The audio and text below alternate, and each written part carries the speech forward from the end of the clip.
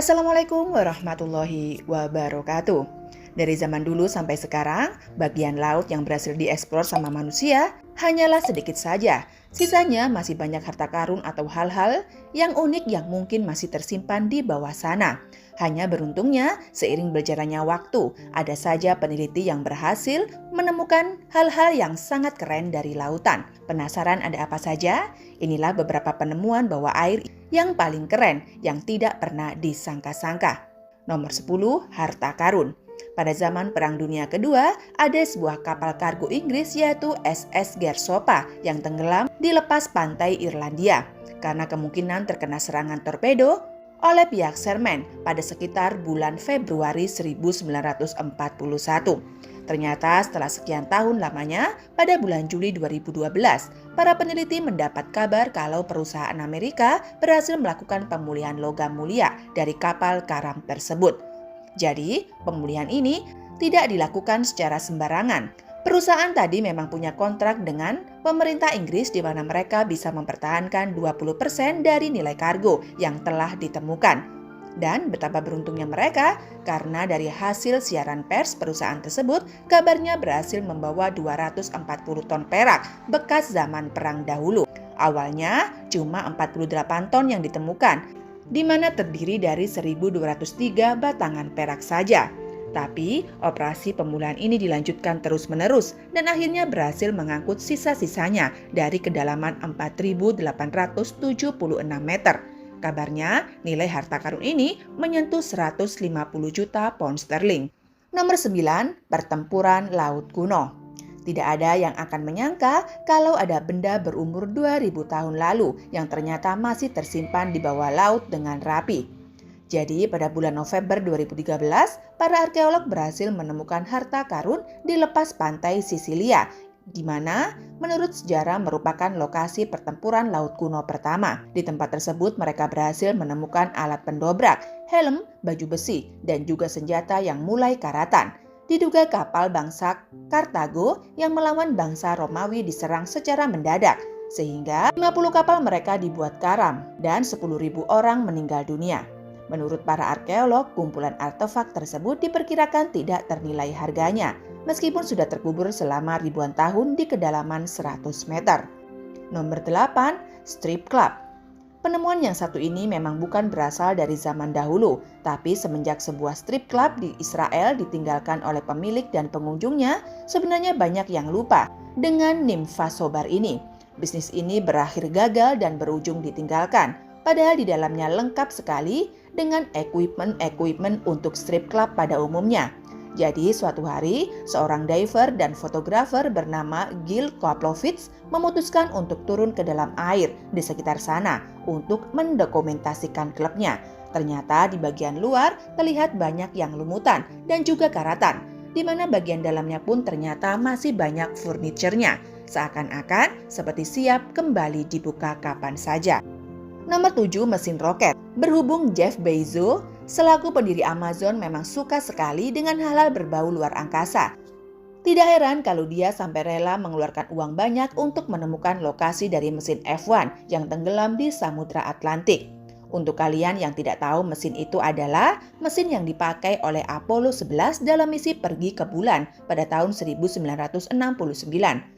Walaupun timnya tidak memberitahu lokasinya di sebelah mana, tapi Jeff Bezos berbicara kalau 5 mesin yang ditemukan sebenarnya berkat bantuan mesin sonar yang bekerja pada kedalaman 4.300 meter.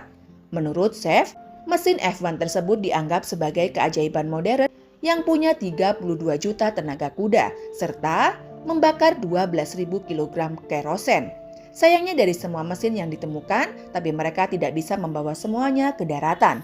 Nomor 6, Maya Kenui. Sebelum ada kendaraan seperti mobil dan motor untuk bepergian kemana-mana, masyarakat suku Maya kuno diduga sering bepergian menggunakan sampan kayu. Apalagi para arkeolog dapat membuktikan ada proyek pembangunan kereta wisata di Meksiko bagian selatan. Sampan seperti ini sebenarnya sempat ditemukan di beberapa tempat, namun yang benar-benar dalam kondisi full, yang jelas para ilmuwan senang sekali waktu mendapatkan perahu kanus sepanjang 1,6 meter dan juga lebar 80 cm tersebut. Diduga alat ini dulunya dipakai untuk mengangkut air, ritual atau sebagai kendaraan keluarga untuk bepergian. Karena kalau dilihat-lihat alatnya bisa mengangkut 2-3 orang sekaligus. Nomor 5, astrolabe. Zaman sekarang, saking canggihnya teknologi, para pelaut biasanya membawa banyak barang yang bisa membantu mereka dalam menemukan arah di tengah laut. Tapi, kalau pada zaman dahulu, hampir semua pelaut tidak akan pernah pergi berlayar kalau tidak membawa benda penting bernama astrolabe. Beruntungnya di bulan Maret tahun 2019, para peneliti berhasil menemukan sebuah alat navigasi sederhana ini di bangkai kapal lepas pantai yang ada di Oman. Jadi, untuk sahabat-sahabat yang tidak tahu, astrolabe sebenarnya merupakan alat yang lebih tua dari kompas, di mana dipakai untuk mengukur ketinggian matahari, posisi bintang, dan juga waktu pelayaran di tengah laut. Uniknya, benda tersebut sebenarnya dianggap sudah tidak ada di bumi karena dihancurkan untuk menjadi benda lain pada masa lalu. Tapi ternyata masih ada yang tersisa di Kamal Esmeralda yang merupakan bagian armada dari penjelajah Vasco da Gama waktu ekspedisi ke India mencari rempah-rempah. Nomor 4, platform perahu kayu tertua. Berhubung zaman dulu kapal memang sering dibuat oleh banyak negara untuk keperluan mengangkut barang dan perang, tentunya peneliti zaman sekarang pada penasaran dengan kayu-kayu yang dipakai karena terkenal sangat kuat. Kebetulan beberapa tahun lalu, penyelam maritim arkeologi baru menemukan sebuah kayu yang berumur 8.000 tahun yang tidak jauh dari pantai Inggris. Mereka sudah menjelajahi daerah tersebut dari tahun 1980-an. Waktu menemukan hutan zaman batu yang sudah tenggelam, dan sekarang mereka malah menemukan platform kayu yang sudah lama tenggelam ke dasar laut, namun bentuknya itu masih utuh. Menurut hasil penelitian, kayunya merupakan bagian dari galangan kapal. Tapi untuk lebih pasti, sekarang mereka merawat kayunya dengan bahan kimia untuk berusaha merekonstruksi bagiannya. Nomor 3, Neptune Memorial Reef.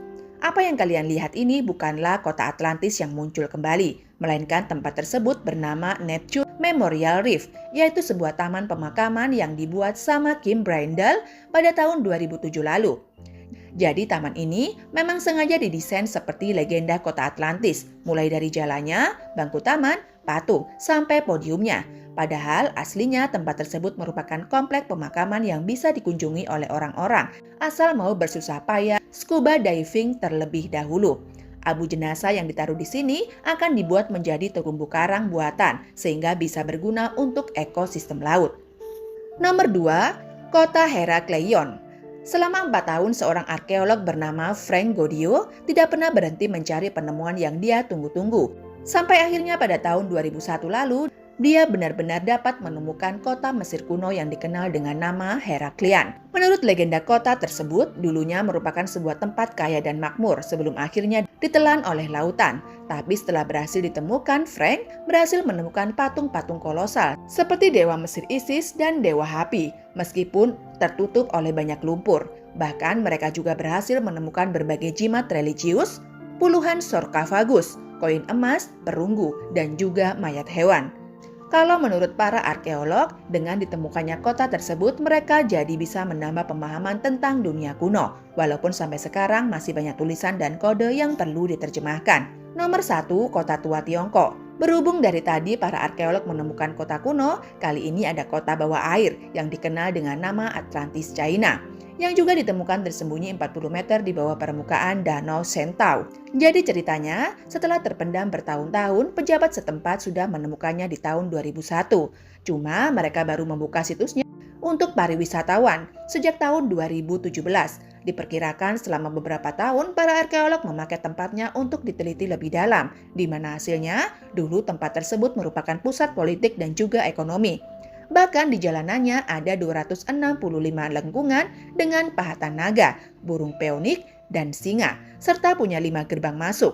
Hanya saja kota ini terendam air, sebenarnya bukan karena musibah, melainkan gara-gara pemerintah memutuskan untuk membangun pembangkit listrik tenaga air. 300.000 penduduk yang tinggal di sana sudah langsung dicarikan tempat tinggal pengganti. Cukup sampai di sini video hari ini. Sampai jumpa di video-video selanjutnya. Wassalamualaikum warahmatullahi wabarakatuh.